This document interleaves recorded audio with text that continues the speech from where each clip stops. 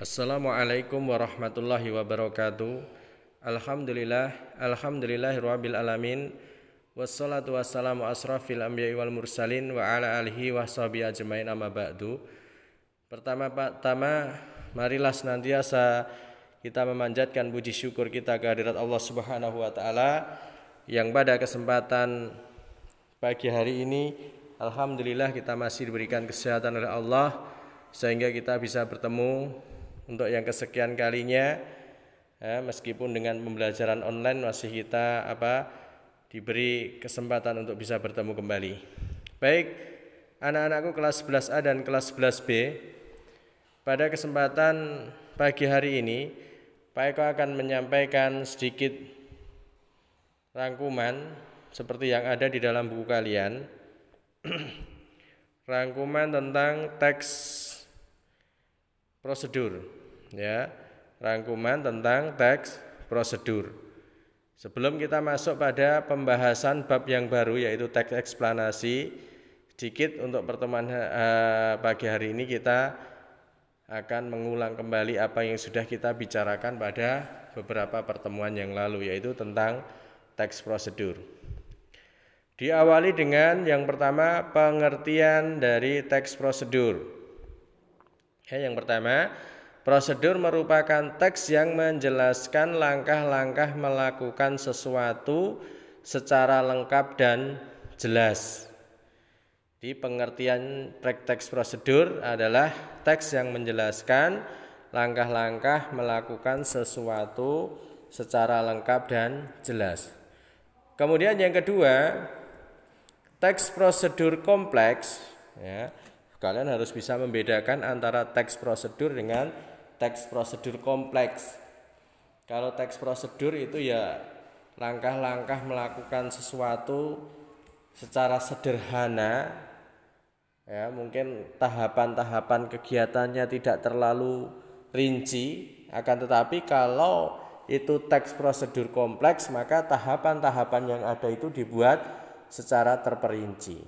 Baik, teks prosedur kompleks bermanfaat bagi pembaca agar menjadi benar dalam melakukan tindakan, agar menjadi benar di dalam melakukan tindakan, serta tidak membahayakan atau merugikan diri dan orang lain.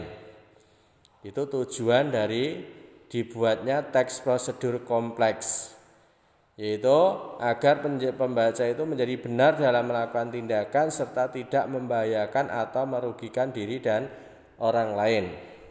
Nah, berdasarkan contoh di atas yang nomor 3, teks prosedur dibentuk oleh bagian-bagian sebagai berikut. Ada 3 yaitu atau kalau kita membicarakan tentang itu yang kemarin kita membahas mengenai strukturnya atau bagian-bagiannya. Yang pertama ada pernyataan umum berupa pengantar tentang topik yang akan dijelaskan. Pernyataan umum itu akan senantiasa berada pada bagian yang paling awal di dalam teks prosedur, pernyataan umum. Kemudian setelah pernyataan umum diikuti oleh tahapan-tahapan kegiatan berupa petunjuk-petunjuk yang disarankan kepada pembaca terkait dengan topik yang ditentukan. Itu tahapan-tahapan kegiatan. Kemudian yang ketiga ada penegasan ulang berupa harapan atau manfaat apabila petunjuk-petunjuk itu dijalankan dengan baik. Jadi itu anak-anakku, untuk teks prosedur, bagian-bagian atau struktur dari teks prosedur itu ada 3. Pak Eko ulangi, ada pernyataan umum, tahapan-tahapan kegiatan, dan yang terakhir ada penegasan ulang. Kemudian untuk rangkuman yang nomor 4, bagian-bagian itu disusun secara sistematis, bertahap, berurutan, berpola kronologis. Artinya kronologis itu mengikuti urutan waktu, sesuai peristiwa-peristiwa yang disusun berdasarkan urutan waktu, itu namanya kronologis. Kemarin polanya ada kronologis, ada urutan waktu, ada juga yang dibentuk berdasarkan itu ya, aspek yang dipentingkan apa, kemudian menuju ke yang penting menuju ke yang paling penting. Yang tidak penting ditaruh di awal, yang penting ditaruh di belakang. Ada seperti itu. Nanti kalian bisa membuka kembali buku kalian. Itu ya, jadi secara umum bagian-bagian teks prosedur itu disusun secara kronologis mengikuti urutan waktu. Tapi ada kalanya tadi berdasarkan tentang intensitas kepentingannya. Kekacauan pola urutan di dalam teks prosedur bisa menyebabkan kesalahan di dalam aplikasi isi teks itu oleh pembaca. Jadi nggak boleh terjadi kesalahan di dalam tahapan-tahapannya.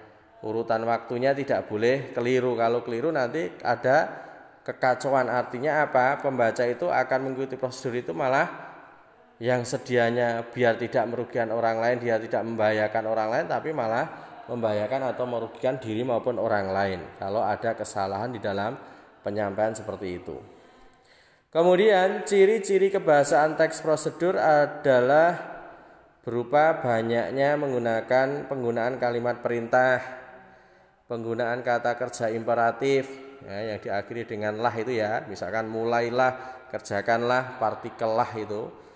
Kemudian kata-kata yang bermakna urutan, kata-kata penunjuk waktu, kata-kata teknis atau istilah. Nah, seperti itu. Itu untuk ciri kebahasaan teks prosedur. Kemudian langkah penyusunan teks prosedur kompleks sebagai berikut. Di antaranya menginventarisasi macam-macam kegiatan. Menginventarisasi itu ya mendata apa saja kegiatan-kegiatan yang pernah atau bisa dilakukan. Kemudian menentukan tema itu apa? Kemarin sudah Pak Eko jelaskan ya. Kemudian membuat kerangka fungsinya apa? Mengapa kita harus membuat kerangka? Itu sudah Pak Eko jelaskan. Mensistematisasi kerangka dengan benar, mengumpulkan bahan dan mengembangkan kerangka menjadi sebuah petunjuk yang jelas dan lengkap. Itu pun sudah Pak Eko terangkan. Nah, terkhusus untuk ini, langkah-langkah pengembangan teks prosedur ini kalian lebih enak mempelajari apa yang ada di dalam buku daripada yang ada di rangkuman ini. Nanti kalian akan proses berpikir kalian akan lebih lama kalau mengandalkan yang rangkuman ini. Maka silahkan dibuka buku kalian untuk yang langkah-langkah mengembangkan atau menulis teks prosedur. Kemudian yang terakhir ada penyuntingan. Penyuntingan itu dilakukan untuk memperbaiki kesalahan-kesalahan teks prosedur. Misalnya kebenaran isinya, apakah isinya sudah benar atau belum, strukturnya, kaidah-kaidah kalimat atau bahasa yang digunakan, ataupun penggunaan ejaan atau tanda bacanya. Itu anak-anak sedikit pengulangan kembali apa yang sudah kita pelajari pada beberapa pertemuan yang lalu sampai pertemuan yang ke-6, 7 ini kalau tidak salah untuk pembahasan teks prosedur. Dimulai dari kompetensi dasar yang pertama sampai kompetensi dasar yang terakhir. Dimulai dari kalian mencoba untuk memahami pengertian struktur kaidah sampai kalian disuruh untuk memahami langkah-langkah mengembangkan teks prosedur. Insyaallah pada kesempatan yang akan datang kita akan membahas bab yang terbaru, yaitu tentang teks eksplanasi. Teks eksplanatif, teks eksplanasi sama. Apa itu teks eksplanasi, eksplanatif? Ya nanti insya Allah kita akan bicarakan pada pertemuan yang akan datang. Gitu. Kemudian Pak Eko tekankan sekali lagi bahwasanya kehadiran kalian sangat ditentukan oleh 3 hal. Yang pertama presensi masuk, presensi awal seperti biasa. 10 menit kalian harus menuliskan nama kalian. Lebih dari 10 menit setelah Pak Eko masuk nanti akan Pak Eko tulis gaib, tidak hadir. Kemudian juga yang kedua ditentukan oleh aktivitas kalian di dalam menyimak materi. Kalau kalian tidak menyimak materi dari awal sampai akhir, itu pun tidak dianggap hadir di kelas. Dan yang ketiga, ditentukan oleh kerjaan kalian di Google Form. Ada tugas yang Pak Eko sampaikan melalui Google Form, dan nanti kalian tugasnya mengerjakan. Kerjakan dengan sungguh-sungguh, karena nilainya itu kita akan jadikan pertimbangan nilai di rapot. Jadi itu 3 hal yang menentukan kalian dianggap hadir di dalam kelas Pak Eko. Gitu yang bisa Pak Eko sampaikan. Kurang lebihnya Pak Eko mohon maaf. Assalamualaikum warahmatullahi wabarakatuh.